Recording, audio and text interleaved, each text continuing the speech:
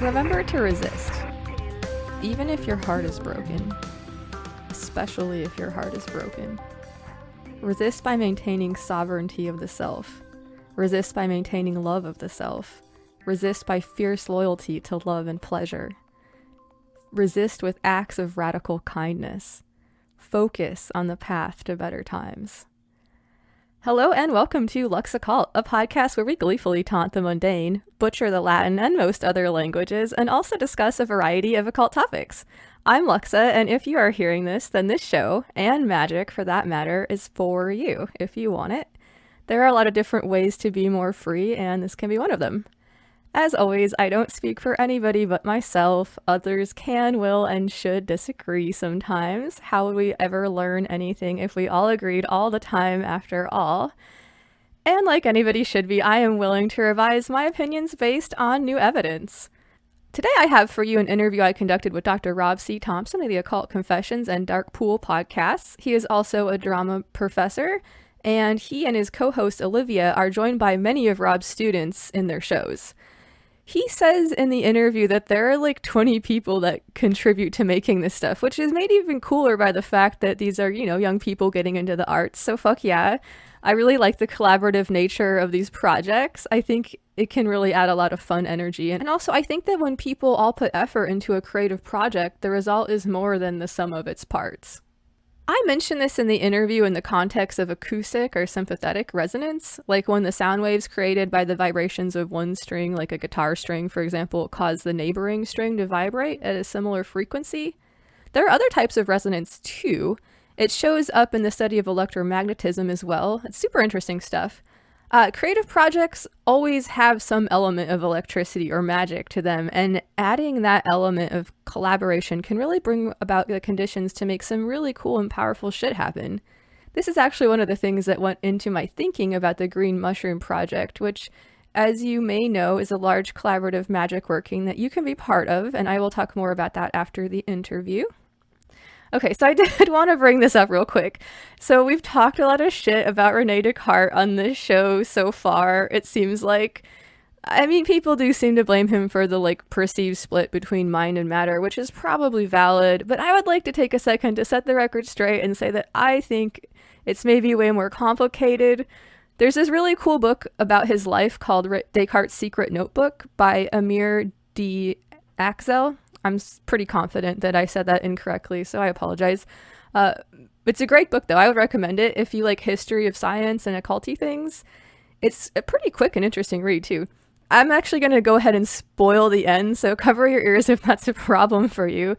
But Descartes, who died in 1605, actually discovered the first law of topology way before Euler, who got it in 1735.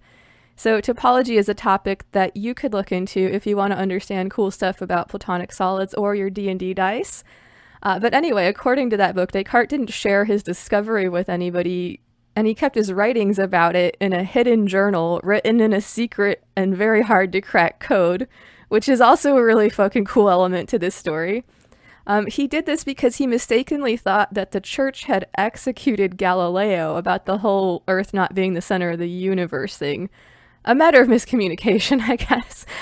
A fun sidebar, if we conceptualize the universe as being infinite in every direction, then you could actually say that the Earth is the center of it, and further, the place where you are right now is the exact point.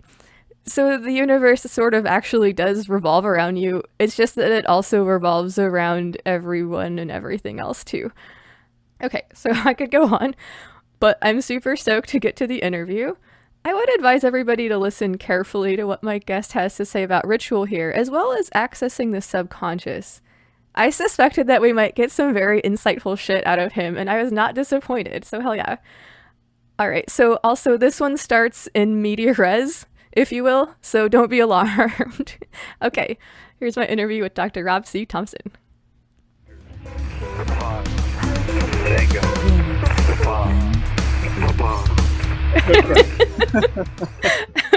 The clap is magical.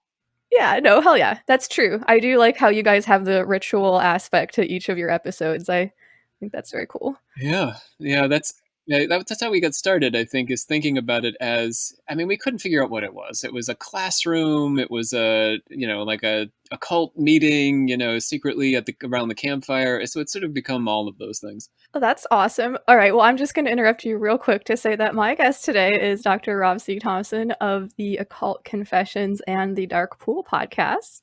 Thank you so much for being on my show, Dr. Thompson. Rob, how would you like me to refer to you? Rob is perfectly fine. I think all Okay. people who listen to me call me Rob, so there's no formalities in the world of podcasting. All right. Well, awesome. Well, could you tell me a little bit about Occult Confessions? Like, I want to hear more about the Dark Pool too, but I think it might make more sense to hear about that after we've heard some of your ideas about ritual and theater and other things too. Absolutely. Well, and Occult Confessions is that's the base, right? It's the one that everybody listens to. The new show, Darkpool, is an up and coming thing, or so we hope. So Occult Confessions is a podcast about the history of, I'm going to say occultism, but my definition of occultism is very, very broad. So we're really looking at it, what I would call all the third ways of thinking. If you think about science as this sort of like empiricism, evidence-based way of thinking, and you think about religion as, faith-based way of processing the world, the one is material, the one is non-material. Our podcast is really all about the third ways, the ways in between, where there is both evidence and there's an element of belief. It's sort of navigating between those poles. So that term actually comes from this guy, Charles Taylor, who wrote about the secular age and how, the world was secularizing. But he observed that, as we're all becoming more atheistic in theory or sociologically, we're also becoming more magical. Like we're getting interested in magic and occultism and these other ways of knowing that are not strictly scientific or strictly religious. So really what we've been doing for the past 3 years is charting the dimensions of this world of third ways, from ancient history up to the present day in the Western world, in China, in Africa, all over the world. Okay. Yeah, it's a very cool show. I really enjoy it. There's a lot of great information, but it's also really well produced, I would say. It's really entertaining to listen to, so that's definitely a plus too. I appreciate that. Appreciate you saying that, because as I've said on the podcast, we are a very hotly contested podcast on at least 3 continents. People are debating whether or not we suck. Well, all press is good press, right?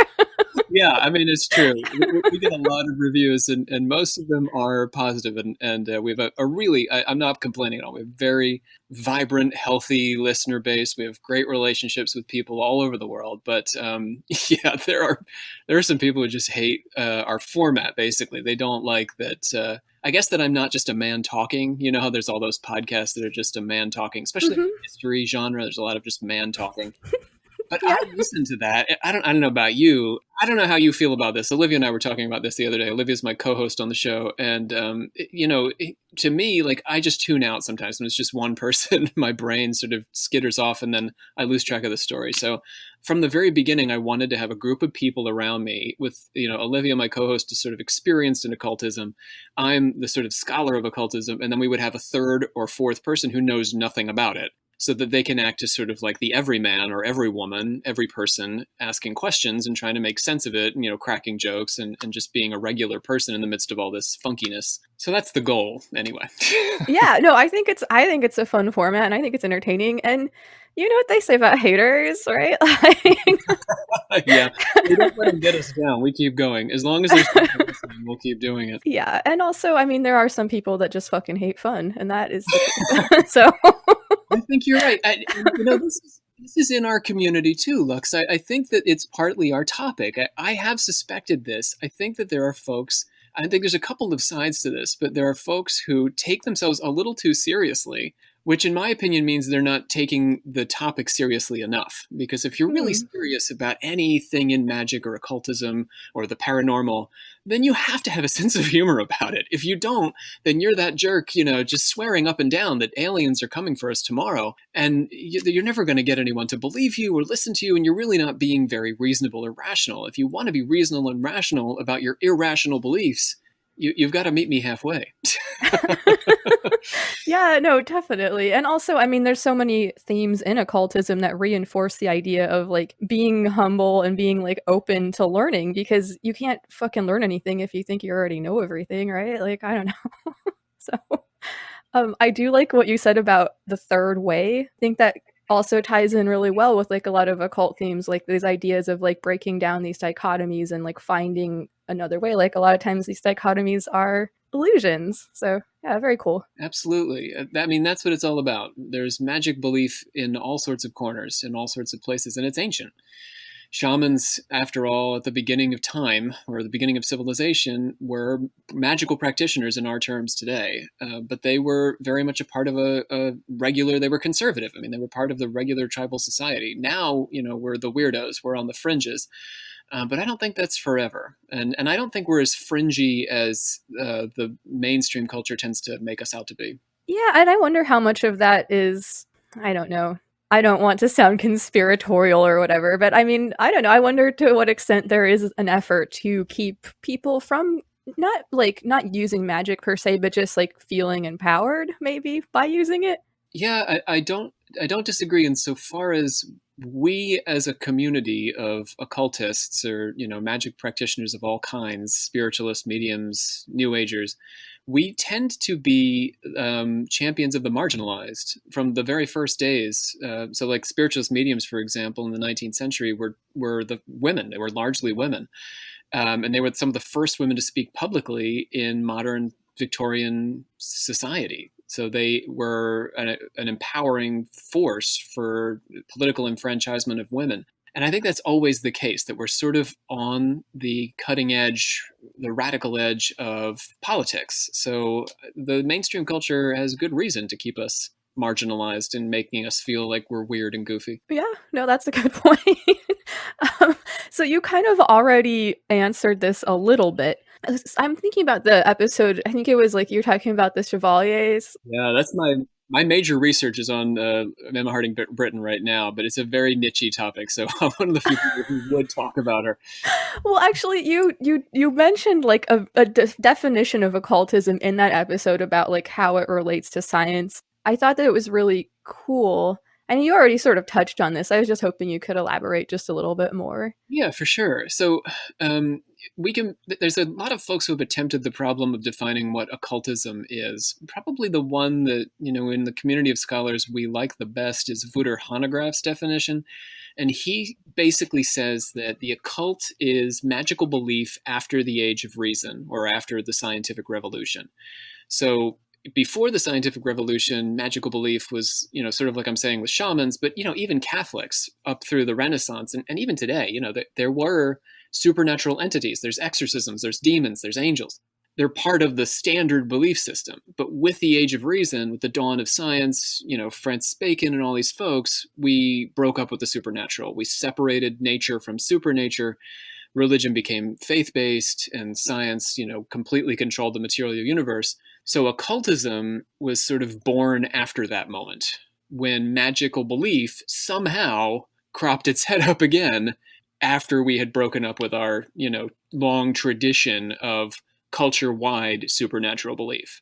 And that's sort of that's the big definition of occultism. That's the dominant definition of occultism. But it's a little complicated because we also have the narrow definition of occultism within that, insofar as in the late 19th century, with people like Helena Blavatsky and Aleister Crowley moving into the 20th century and the Golden Dawn, they very self-consciously developed a movement that they called occultism, and they contrasted it with spiritualism, or what we might call the New Age or Wicca, as this separate practice. In truth, or rather from our perspective on Occult Confessions, it's all part of the same thing. And I even go further than Hanegraaff, and I don't think that we can understand modern occultism post scientific age of reason without thinking about shamanism and tribal beliefs, which persist right in Native American tribes and Mayan culture and African culture and Chinese culture.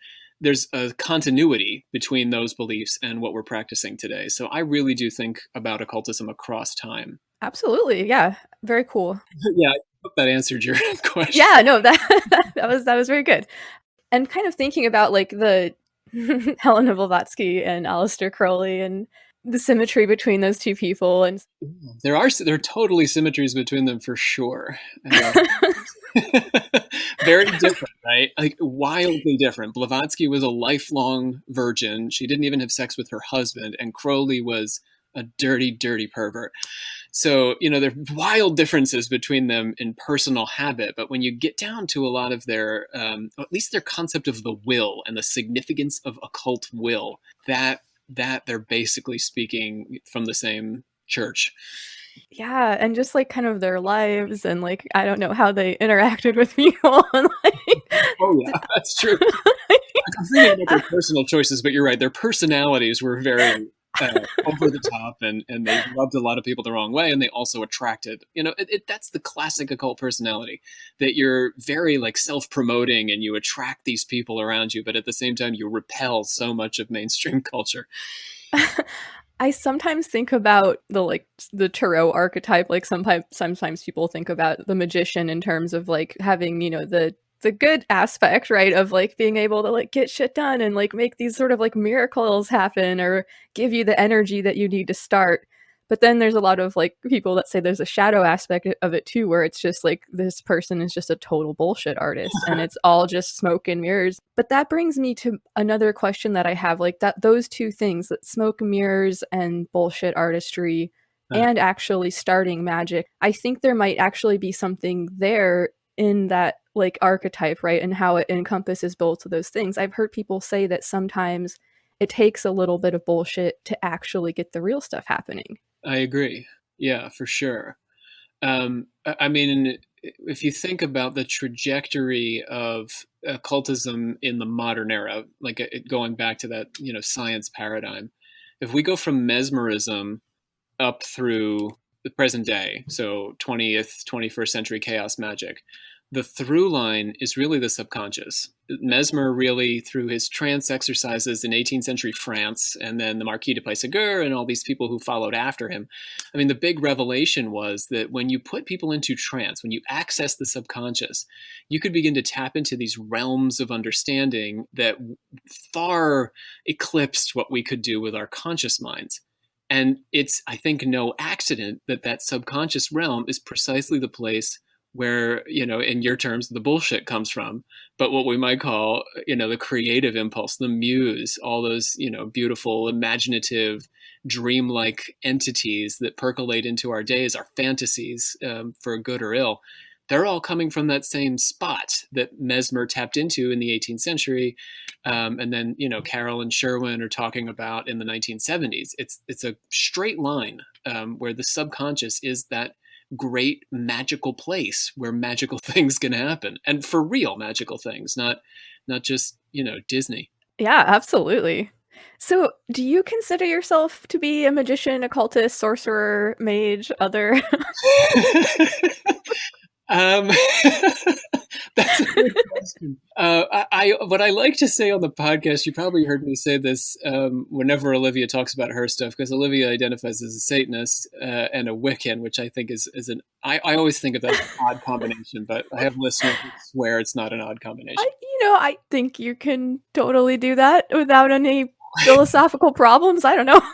Yeah, but I, in contrast to her Satanism, which I always define, and there's also listeners who argue with me about this, but I think about Satanism in terms of being a very self-oriented practice, and I don't think that's a bad thing at all. I think there's an honesty to it, but for my personal practice, I think of myself as I always say I'm a white lighter on Occult Confessions, which just means to me that I need to be self-sacrificing in order to feel like I'm connecting with the diviner aspects of myself. So Mm-hmm. the more magical things I engage in are things like, laying on of hands healing and that kind of stuff. And I've actually done that a bit on the podcast. I did an episode where I did use some laying on of hands healing and really simple meditations just on God and opening myself up to God and making God co-present with me and that sort of stuff.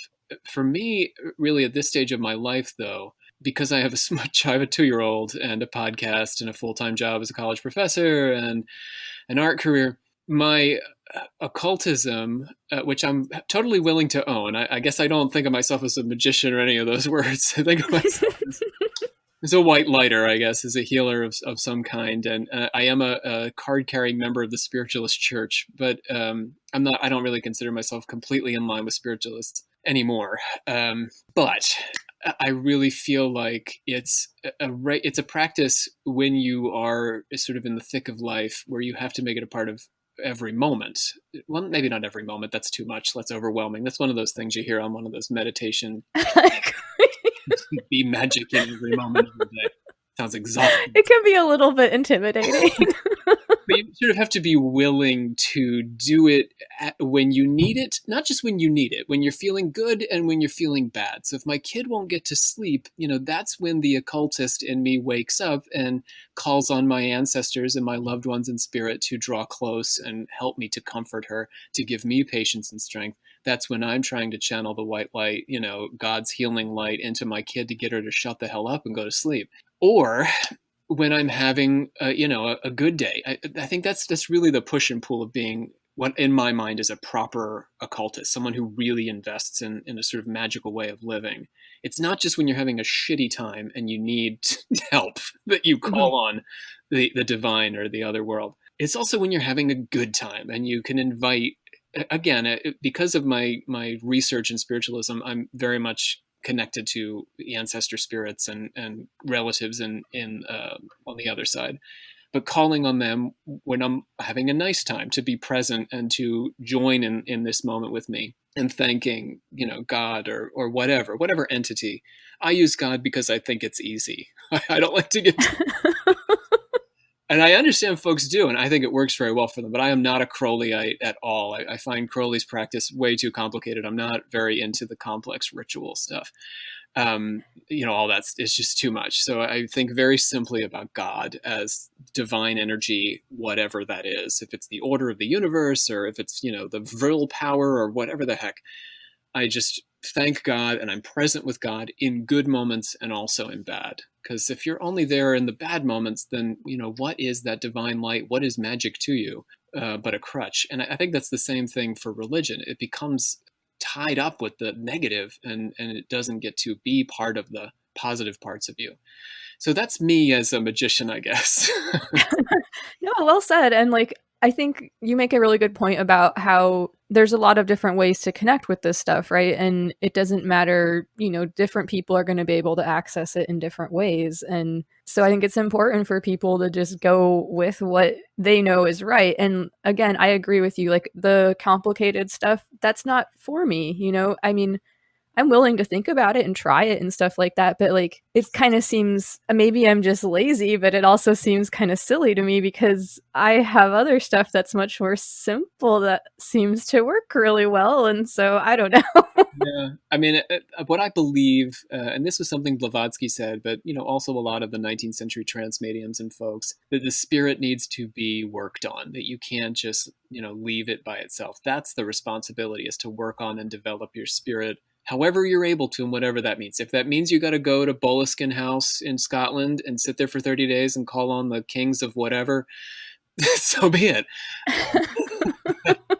And I'm not at all casting aspersions. I am delighted by that practice. I am fascinated by that practice, and I have deep respect for people who do that kind of work.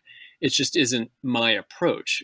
But I totally agree with them that time needs to be spent on the development of our spiritual selves, which I think for us on the occult side, which is really just sort of like the open-minded side, in my opinion, this means that we're invoking our practice on a regular basis and developing spirit. Yeah, no, I agree. And especially if you really want it to, I don't like to tell other people what to do or anything, but if you in my opinion, I agree. If you really want to make it work for you in a serious way, then it is a good idea to have it be part of your daily life and sort of just have it be present with you in a lot of different ways, whatever you're doing, or eating or taking a shower, or it doesn't matter, right? It's there.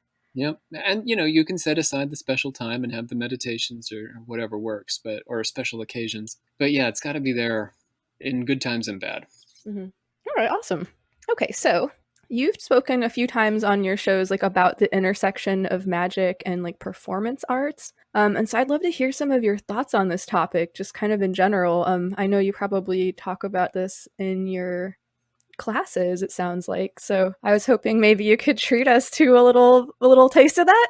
I do. I make my administration a little nervous about this. I love it. I'm into that.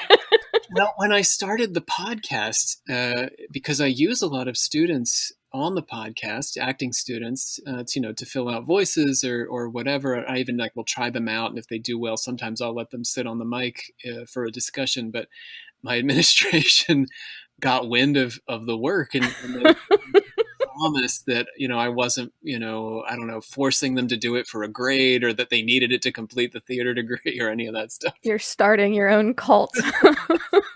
I mean, honestly, Lux, I kind of think I have. There's like 20 people who do this podcast with me. But that's the extent of our cult beliefs. Nobody's carving my initials into their, pubic bones or anything. I mean, not that you know. No, if they are, it's not because I told them to. I'm so sorry. I'm so sorry. Not that kind of cult. No, I get you. Your humor's right there for me. So performing arts. So I am a theater professor. So technically, and people have written in to ask me this question. So I mean, this is, I guess, some fun facts for folks who are interested. There are no degrees in occultism at established research universities. And that's not like a slight against us. What we sort of have to bear in mind, I don't want to knock any of this, because I have listeners, excellent people who run sort of like correspondence occultism courses and stuff. That's great. But that's for you. That's personal. That's not something where you're going to finish the, correspondence course or the online course. I'm saying correspondence course. It's very old school. People don't write mail anywhere. I'm not that old. I never was part of a correspondence course, but that's at the new age in the 60s, 70s, and 80s. That was all like you would literally mail back and forth to your, new age teacher on the, course on miracles or whatever. Anyhow, now it's online, right? But these guys, that's not really a degree in occultism. It's training, with somebody who is sharing their techniques with you. That's great, but you're not going to be able to go and teach at a university having gotten you're that. not publishing in peer-reviewed journals and shit, right? Like, I mean, yeah. So it is not. I don't want to ruin anyone's dream. It is not possible to get a degree in occultism. And what I say on the podcast is I have my PhD in occultism frequently, which is not literally true. It's sort of true.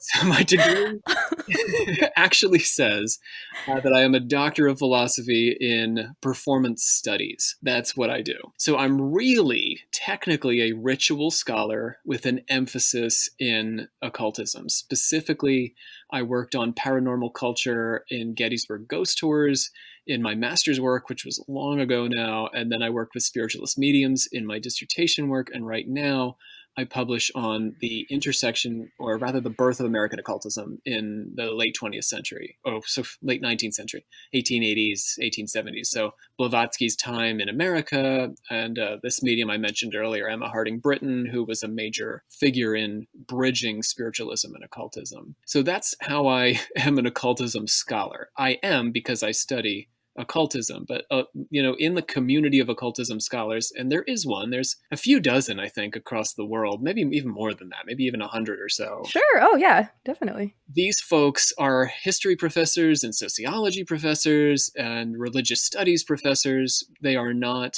who have who are the same as me. They just specialize. So I specialize in the way occultism is performed, the performances that take place, and really the bridge between consciousness and performance. So I teach theater, and I teach theater history.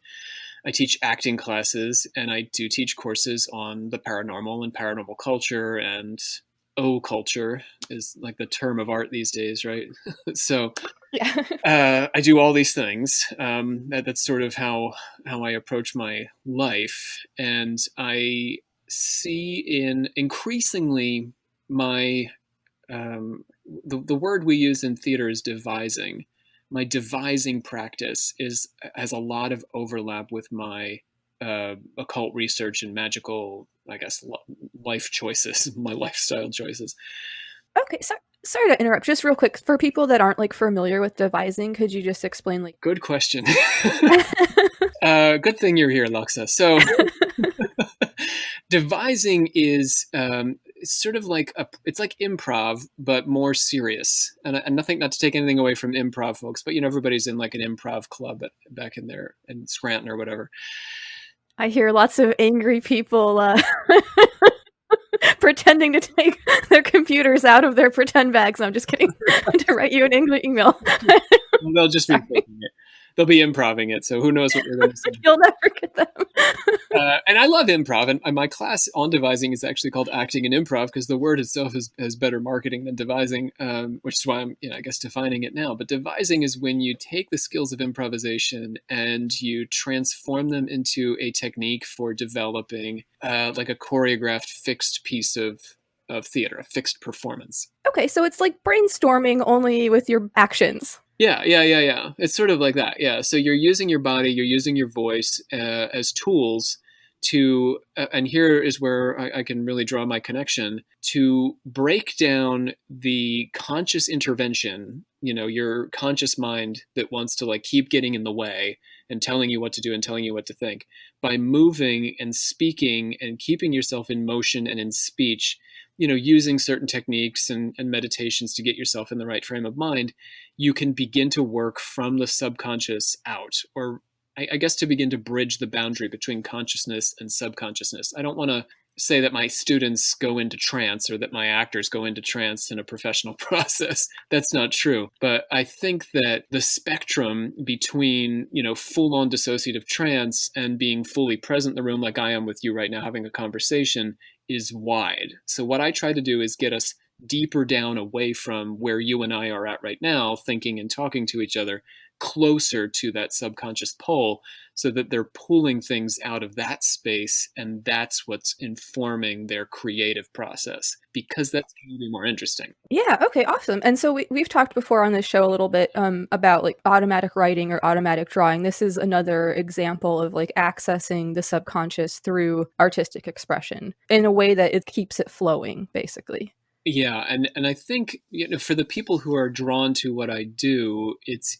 just easier for them, because automatic writing, it can be very challenging insofar as our verbal skills are very conscious and they're very much tied into our conscious abilities. So getting into automatic writing takes a lot of practice. I'm not saying devising doesn't take a lot of practice. So Okay. it's a different kind of practice, I guess. I tend to try to work them away from the verbal and then slowly work back up to the verbal.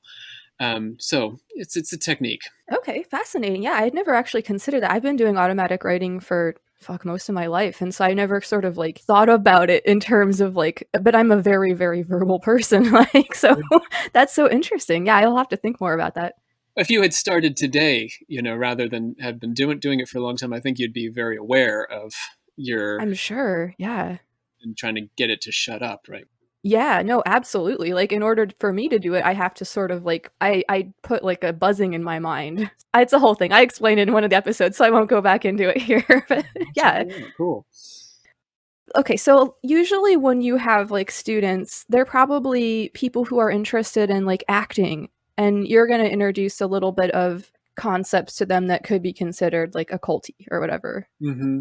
In this situation, if you have people who are into like occulty stuff, like what would you tell them about acting or performance art that could help them in that work? Yeah, it can almost be the same. The only difference is a moment in class when I say, tune yourself into the cosmos, or if you're comfortable, a higher plane of being. If you're occulty, the higher plane of being clicks, and that works. If you're not, then I will say something like, the energy of the cosmos penetrating through the universe down into your body, into your brain.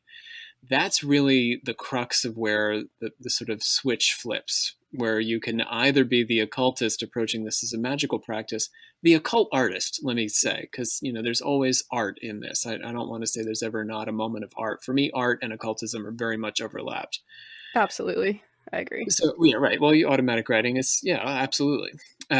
So Yeah, that's really the flip, is in that moment in the meditation when you're making that point of access to put yourself in touch with that deeper self.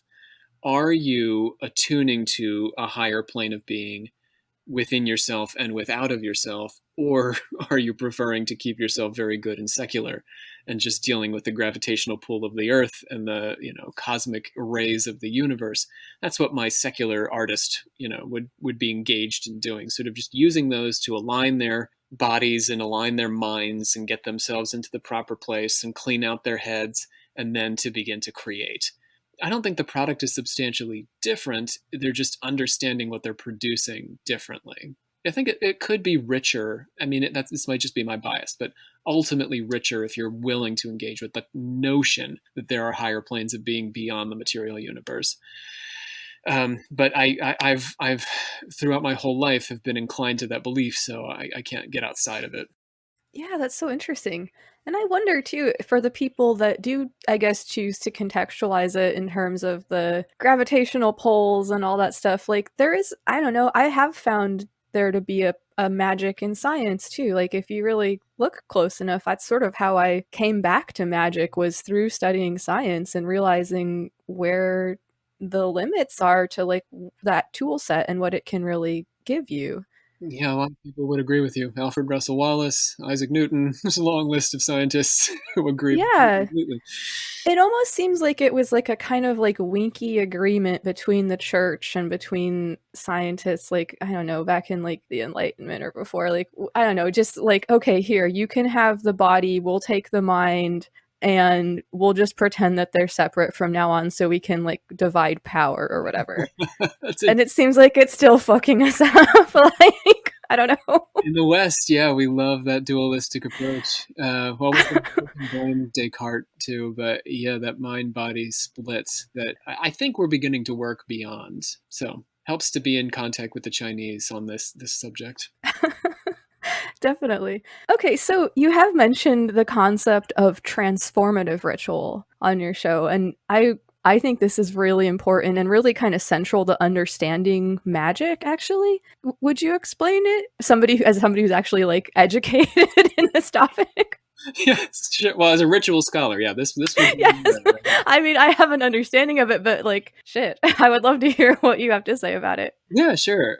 So from the ritual scholar's viewpoint of this, rather than an occult practitioner, we sort of view this as a kind of ritual activity that allows you to shift consciousness. So the examples, I teach this in a lot of my classes, intro to performance, and my history classes. I bring up transformative ritual quite a bit because they're fascinating rituals, but they're also very rare rituals because of the shift in consciousness. Like, you're not going to go to your average Sunday service and the preacher's going to like drop into trance in front of you, because it's tough. You don't know if it's going to happen. It's very risky goods, is what I like to say. After Stanley Tambaya, that's what he calls magic, is very risky goods. But I think transformation really is the risky goods, because it's a bit beyond our control. We're relying on our consciousness to get out of the way, which we can't. We all know we can't rely on that.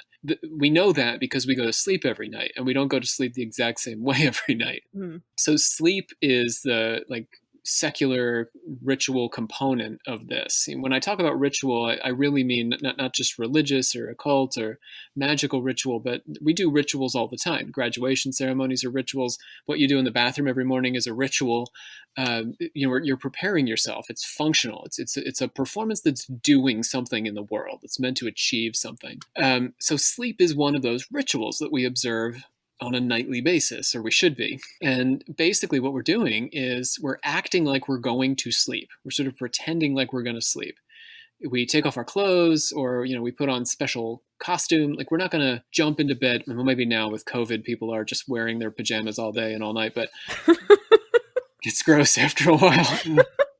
But ideally, you have a job and you put your pants on and you go off to your job. You're not going to wear your job pants into bed. You're going to put on a special outfit, or you're going to, get naked or something, like something you would not do at your job. Yeah, no, I'm thinking about like gym clothes. Like you've got your cool gym clothes that help you, stay motivated to work out or whatever. Yeah. You don't work out in jeans. The guy working out in jeans, everyone's like, what's going on over there? It's not his ritual outfit. It's not the right outfit. It's got the wrong clothes for the gym. You don't wear your sleeping jeans either. You wear your, no jeans. So this is all part of acting like we're going to sleep. And, we're going to get into special position. We all have different positions. Some of us like to be on our stomachs. Some people like to turn on the TV lightly in the background. Some people like a white noise machine. I like a white noise machine or a fan going. We've all got these, routines, these like OCD-esque routines that we have to do to get to sleep at night. And we have trouble sleeping if we don't get all the elements of our routine in order. We're really playing pretend at sleeping when we go through all of these acts because we're not sleeping yet. And we don't know if, even when we execute all steps of this routine, we're going to be able to sleep when we want to. We could lay there for hours, or we could knock off in the first 2 minutes. It's very unpredictable. And that's a transformative ritual because when you knock off, you enter an altered state of consciousness. Literally, you are now in a kind of trance state where you're going to see and experience things that aren't part of the physical world, your dream world. Mm-hmm. That's essentially what we see in religious communities that are doing the same thing. So voodoo and Santeria and Palo Mayombe, these are like the big, fancy, like exotic examples of transformative rituals. In voodoo and Santeria, well, we'll just go with voodoo. The Loa spirit will descend on one of the believers. So the believers just gather in a room and they're all, dancing and chanting and there's drumming and singing. And one of them is going to drop into trance, but we don't know who. It hasn't been planned in advance. And we're going to hang out until somebody does, until the Loa drops down and rides one of those people. But it's not like we say at 30 minutes into the voodoo ritual, then, Papa Legba is going to just pop in and there he'll be.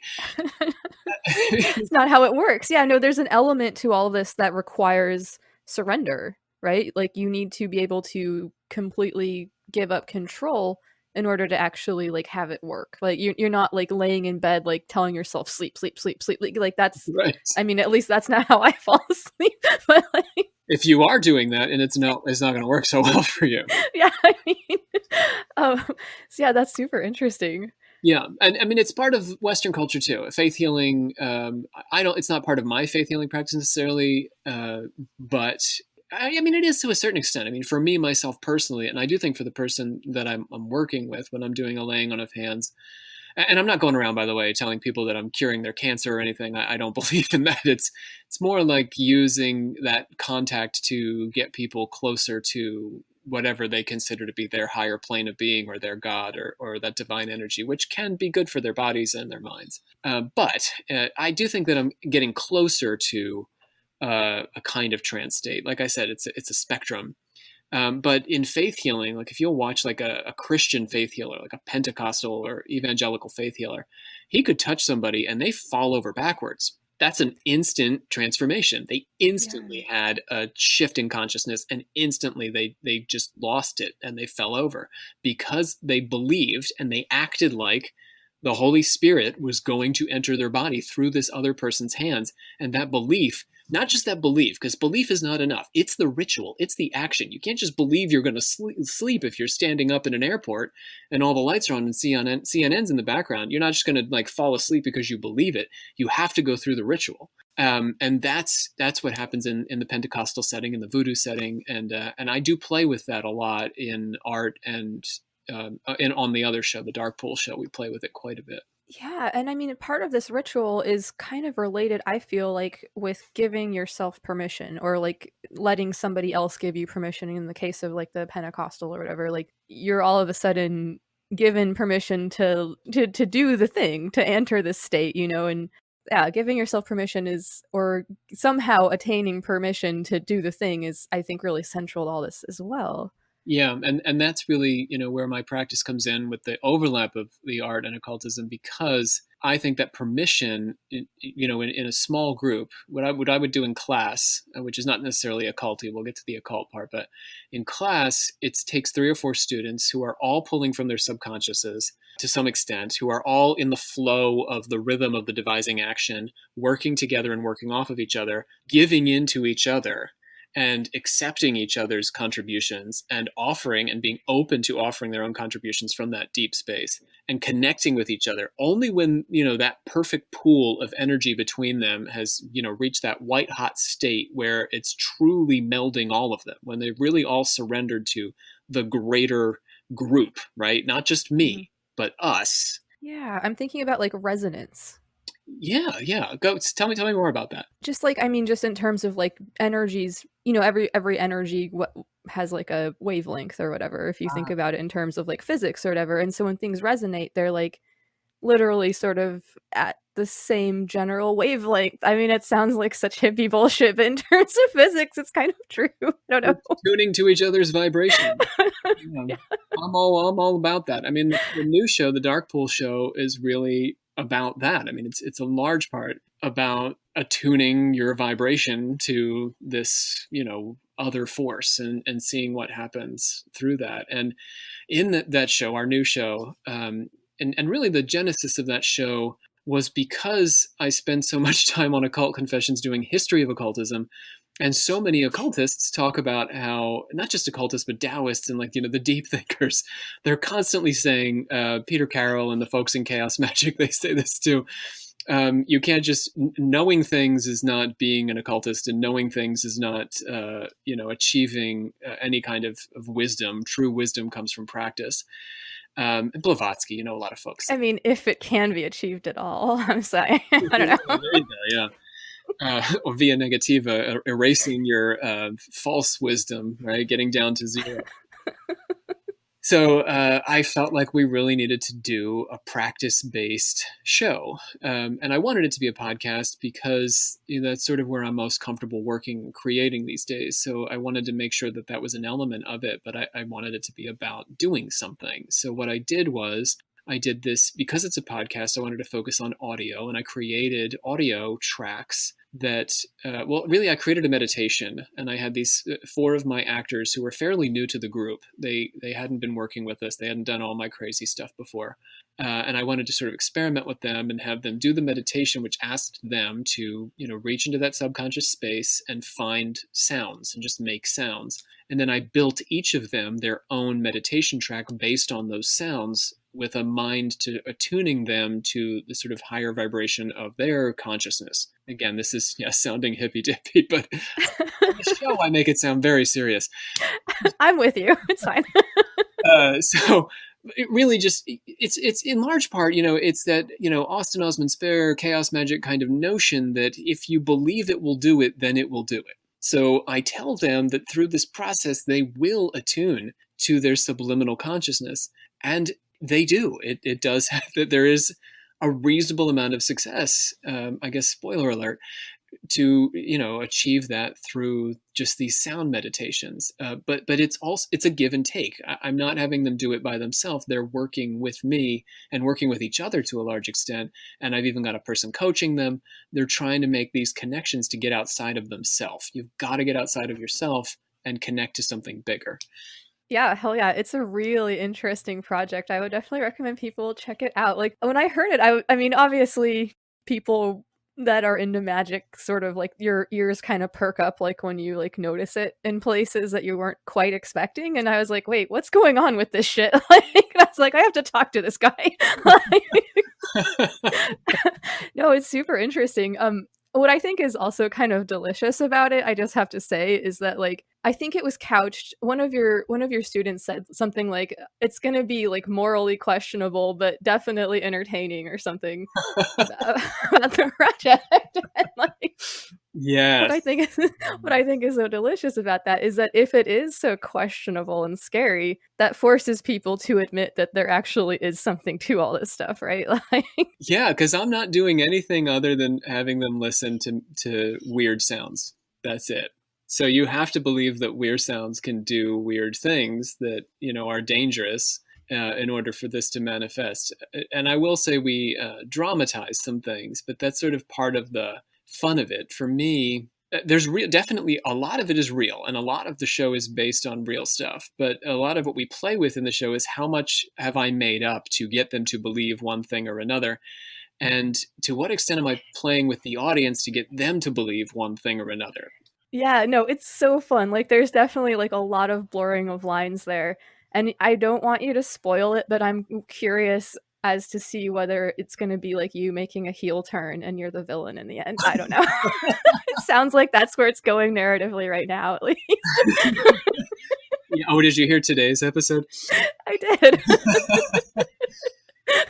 I think I mean, yeah, I won't spoil it, but I think today might be as bad as it gets as far as like implicating me as a villain.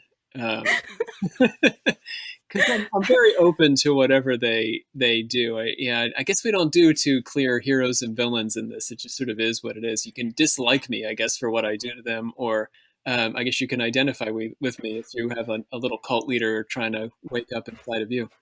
Yeah, no, it's very fun. You're cast in somewhat of a sinister light, I think, which it narratively works, right? I mean, you have to have some conflict. But Oh, and I edit the show, so I'm doing it to myself. Yeah. I think it encompasses kind of a fun feel of like just the kind of like almost like a dreamlike quality that some kind of paranormal investigations can kind of take on. I'm thinking about a documentary I saw called Hellier. Oh, yeah. Well, thank you. I'm glad you're liking it. It's like I said, it's a new project, so we're the audience is slowly growing. We're not doing terribly at all, but it's trying to get people on board with a new project always takes a little bit of work. So thank you for letting us talk about it today. Yeah, no, and I mean, I'm sure that it's probably hard to categorize it too. It's not like this is a podcast about the economy or whatever. Well, and ironically, Luxa, dark pool is some sort of economic term that people can do with stocks. So funny you should mention that, because when you search for dark pool on the iTunes, you'll get all these financial podcasts about an episode on creating your own dark pool financial mechanism. Well, a synchronicity, perhaps. I don't know. No. Only if we make a fortune on it, I suppose. Oh man, you know what? I have forgotten to do the thing that I usually do during the show, which is to take a bibliomancy break. Oh, what's that like? Would you like to ask the oracle a question?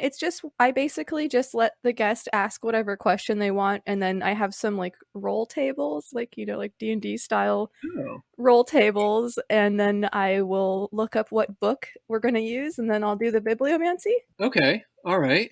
Let's see. Can I ask? Does it have to be about me, or can I ask one for America? You can ask the oracle whatever question you would like. All right. Can the kids get candy on Halloween this year? All right. Excellent question. Please flip a coin if you have one handy. How about I flip my phone? It's got a top and a bottom. Okay. That's cool. Hilarious. Tails. All right. Now, I'm guessing if you don't have a coin, you might not have a 12-sided die on it. But I have one right here. No, so. No, you're right. I do not. That's true. Okay. All right, it is 5. Okay, so it's The Hitchhiker's Guide by Douglas Adams. He'll be right back. I'm gonna go grab it. All right. All right. What's our prognostication here? Let's see here. Oh, Eris, will the kids be able to have candy this Halloween? Our Kintufel miner did try to build spaceships that were powered by bad news, but they didn't work particularly well and were so extremely unwelcome wherever they arrived, anywhere, that there wasn't really any point in being there. That sounds like they're going to have a not horrible Halloween, but kind of crappy. I feel like that is what I'm getting from it as well. Like, you're going to do it, but it's going to suck anyway. You're going to have to, Lysol down the candy before they take it out of the bowl and wear face shields over their... Yeah. Hopefully people will have fun anyway. I don't know.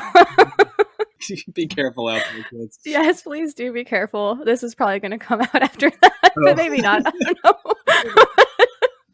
I hope if it does, I hope everybody had a fantastic time. Yeah. Whatever happened. Whatever that was, yeah. All right.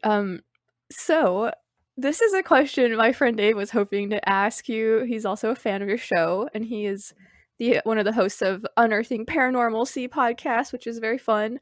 So he was wondering, okay, so which 3 philosophers, living or dead, would you like to have a conversation with? Oh, that is a good question. If I had to have 3 people, of course, Helena Blavatsky would have to be in the room. Okay. Yeah, I'm obsessed with Helena Blavatsky. Who else would I want to talk to? Probably Andrew Jackson Davis, who's a bit of a deep cut. He was the Poughkeepsie seer. He was the prophet who foretold the spiritualist movement in the 19th century and wrote a lot about the interchange between the other world and this world. Was he part of like the whole like burned over district stuff? Well, technically the Fox sisters were located in the burned over district, but he basically took over the movement from there. He created the sort of philosophical side of spiritualism, whereas Kate and Margaret Fox created the physical mediumship side of the tapping and all that. So yeah, he was totally involved in all that crazy business. Let me think if I could get one more person. I get a third. I want to move from the 19th century. It feels like I can't do them all in the 19th. Doesn't seem right. Oh, well, now here's a fun one. How about Apollonius of Tyana? There's a good one. So Apollonius of Tyana was the pagan Jesus. He literally lived at the same time, and he performed miracles. And one of my favorite stories about him is he was put on trial by the Roman emperor, and when he had enough of the trial, he just disappeared. Just That's fantastic. Yeah, so he's often invoked to prove that Jesus was not unique at the time period, that there were actually a lot of folks going around performing miracles. Jesus just happened to be a Jew and Apollonius was a pagan. So, different people from different traditions were doing this sort of healing and miracle work. So yeah, those are my 3. I mean, right now, if you asked me tomorrow, I'd probably have a different answer. Oh yeah, no, fair enough. It sounds like a fun party. Yeah, that would be a good time. My brother and I actually have a history podcast. He's the one that's into history. Obviously, I'm not that well versed in it, but like we do talk a little bit about, we just covered the Jewish wars and stuff, and we're talking a little bit about Jesus, and like there was like a whole tradition of these kind of charismatic preachers that would go around and like do these things, and like, yeah, interesting stuff. Hell yeah. Yeah, but there was no Paul for Apollonius, so what can you do? Yeah. Not everybody gets a Paul.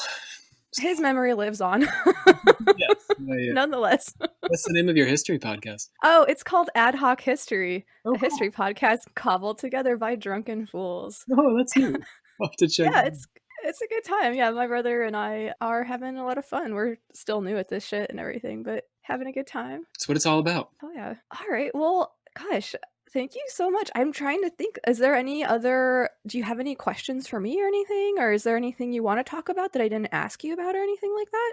I mean, I guess I'd be interested, since your focus is at least in part on chaos magic, how you see that manifesting in the Dark Pool project. Well, I think that, like you mentioned, like this idea of belief, right? Like, that's sort of one of the central tenets to chaos magic, as you kind of touched on, right? And as I've talked about in this show before, is I don't want to say the placebo effect, because I feel like that couches it too firmly in the psychological model, but I think that might be the most accessible way to think about it. So I guess I will go ahead and fucking say the placebo effect. But like, yeah, just this idea of like the power of the mind and of belief, especially like you're the teacher, you're the head of the project, you have this like position of authority where you're like, yeah, this is gonna work, right? Like I'm telling you it's gonna work. And so they're like, okay, they don't have any reason to think that it wouldn't, right?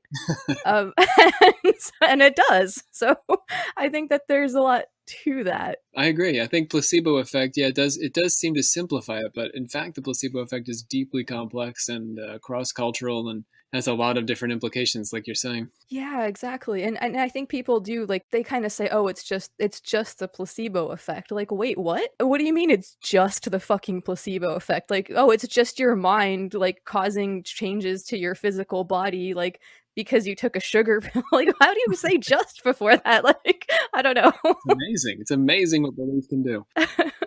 Yeah, definitely. Well, cool. Thank you for that. Hell yeah. Thank you so much for your time and your insight and everything. I'm definitely looking forward to seeing where the project goes. And yeah, I will be watching with rapt attention. Me too. Oh, all right. Well, yes, thank you for having me. It's been a pleasure. This is a great interview. Well, thank you so much. I appreciate it. 3, 2, 2, 4.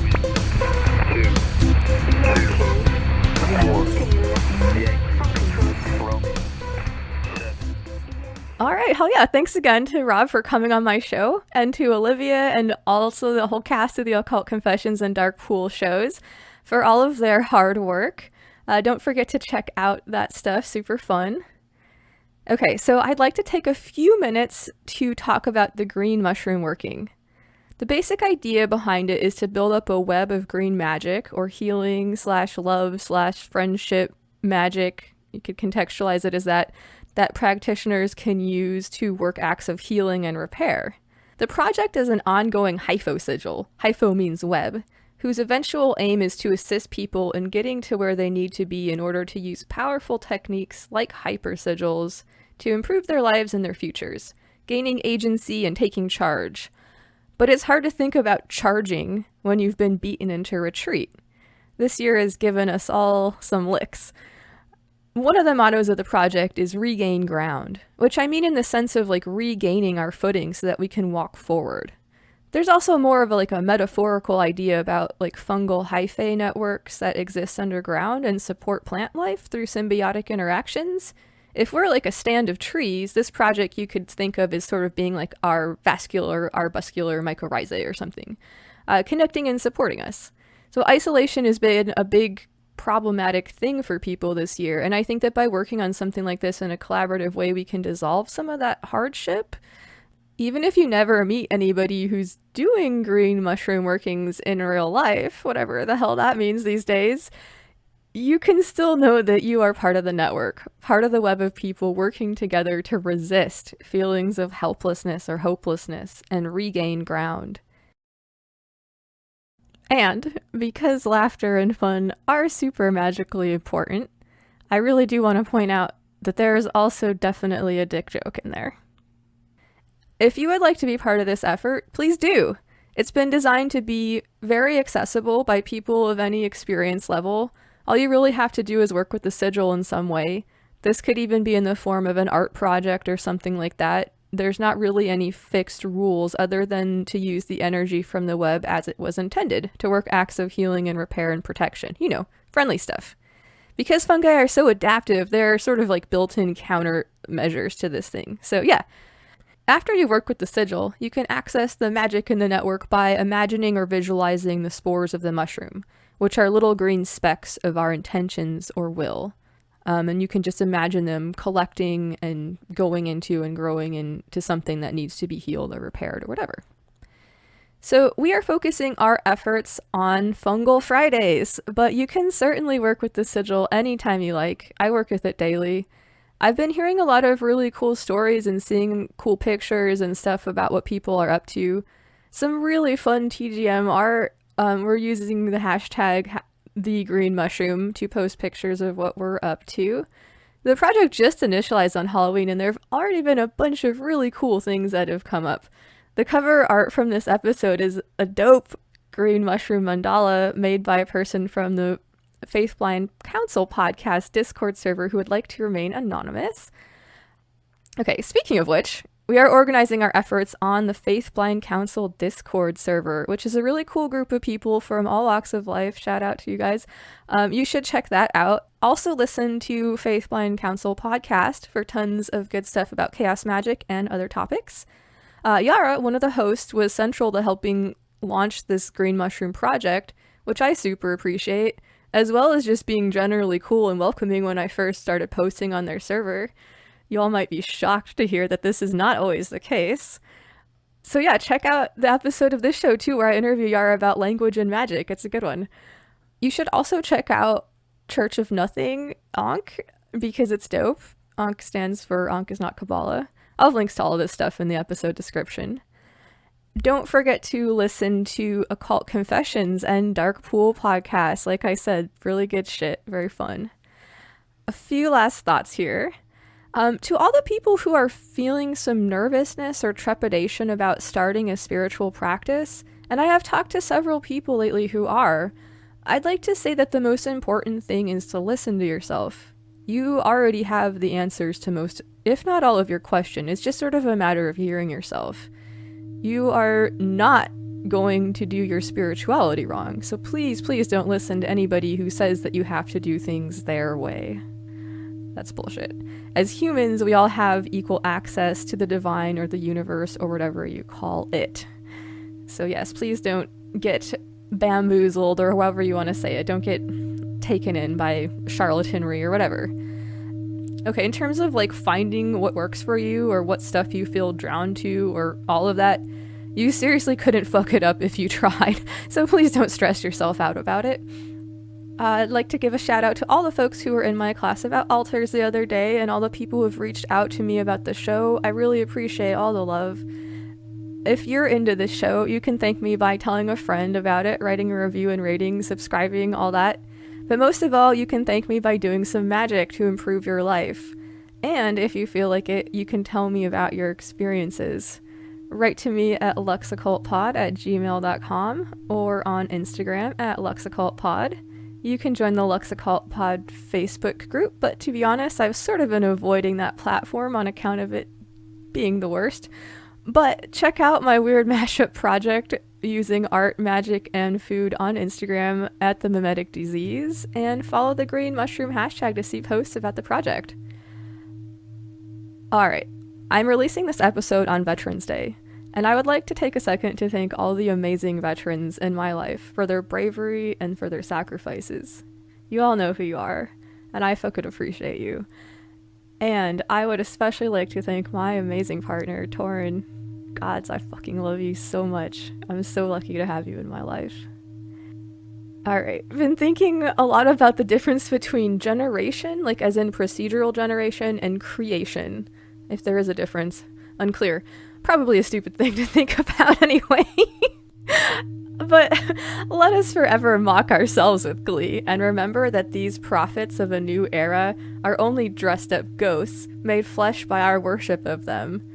If a new era is to be, it will not be in the guise of some past iteration. Creation is birth, not generation. Alright, stay curious and please take care of yourselves.